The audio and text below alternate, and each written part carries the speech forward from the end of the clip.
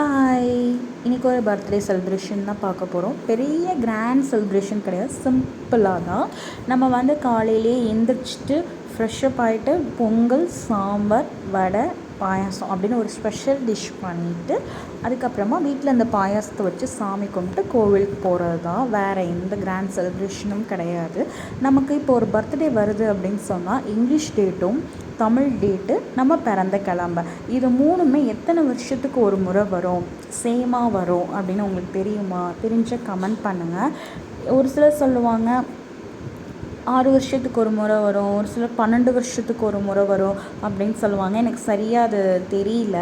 நம்ம பிறந்த date, English date and Tamil date, அதுக்கப்புறம் பிறந்த அதே கிழமை. இப்போ நம்ம சாட்டர்டே பிறந்திருப்போம், ஆனால் வந்துட்டு பார்த்தா பர்த்டே வந்து மண்டே வரும், டியூஸ்டே வரும், அந்த மாதிரி மாறி மாறி வரும். ஆனால் தமிழ் டேட் வந்து பார்த்தோம் அப்படின்னா முன்ன பின்ன வரும். மொதல் நாள் வரும், இல்லைன்னா பின்னாடி அடுத்த நாள் வரும், அதே டேட்டில் வராது.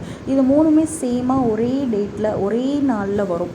அது எந்த வருஷம், எத்தனை வருஷத்துக்கு ஒரு முறை வரும் அப்படின்னு சொல்லி கமெண்ட் பண்ணுங்கள். அதுக்கப்புறமா வீட்டில் பாயாசம் வச்சு சாமிலாம் கும்பிட்டு முடிச்சுட்டு அப்புறம் முருகர் கோவிலுக்கு தான் கிளம்பணும். ஆக்சுவலாக நேற்று தான் வந்துட்டு காளியம்மன் கோவிலுக்கு போயிட்டு வந்தோமா, அதனால் சரி இன்றைக்கி முருகர் கோவிலுக்கு போயிட்டு வரலாம். அதுவும் இல்லாமல் கம்மிங் மண்டே வந்துட்டு வைகாசி விசாகம் வருதா, நல்ல சிறப்பாக பண்ணுவாங்க. அன்றைக்கி நம்மளால் போக முடியுதோ என்னமோ தெரில, இன்றைக்கே கோவிலுக்கு போயிட்டு வந்துடலாம் அப்படின்னு சொல்லிட்டு கோவிலுக்கு தான் போயிட்டு வந்தோம். போயிட்டு வந்தோன்னே அதுக்கப்புறம் இவங்களுக்கு செகண்ட் ஷிஃப்ட் டைம் ஆகிடுச்சு அப்படின்னு சொல்லிட்டு அவங்களுக்கு லன்ச்செல்லாம் ப்ரிப்பேர் பண்ணி அவங்களே ஷிஃப்ட்டு அனுப்பி வச்சாச்சு. போகிறதுக்கு முன்னாடி தான் கேட்டேன், எங்கங்க எப்போதுமே இவங்க வந்து ஆனிவர்சரிக்கோ பர்த்டேக்கோ சம் அமௌண்ட் கொடுப்பாங்க, எங்கே இந்த வருஷம் எதுவுமே கொடுக்கல அப்படின்னு. காலையிலே கோவிலில் 20 rupees கொடுத்தல, சாமிக்கு போட்டல அப்படின்னாங்க.